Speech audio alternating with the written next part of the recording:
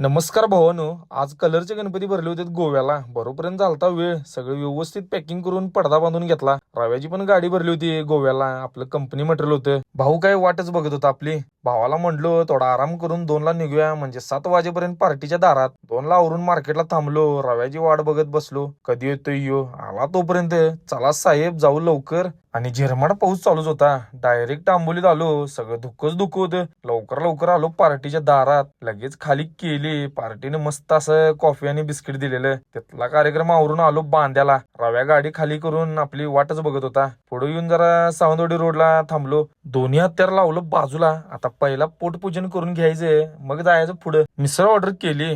रव्याची लांबड ऐकत बसलो. तोपर्यंत आली की मग झणझणीत मिसळ. दिला दणका. मग भावानं तोपर्यंत केळाचा अखंड घडच घेऊन आला की. आम्ही खाणार म्हणून पहिला गाडीत जाऊन ठेवला येणं. आलो मग घाटात. घाटाचा नजारा घेत आलो पुढं. मकरंद दादा काय त्या गाडीत बसला होता आणि आपल्याला आणि परत जाऊन गोवाच भरायची होती. कापशी मादळच्या घाटात आलो. रोडलाच का नाही बाळूमामाचं मंदिर आहे मस्त असं. दर्शन घेतलो बाळूमामाच्या नावानं. चांग भलं. तर भावानो, आपला व्लॉग कसा झाला कमेंट करून सांगा आणि जाता जाता फॉलो करायला विसरू नका.